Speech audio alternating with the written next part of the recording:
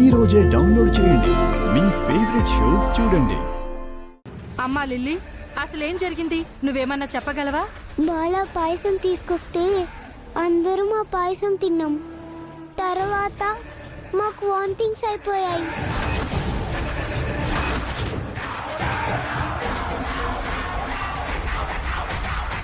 అదిగో ఆ సుందరే పాయసం చేసిందంట.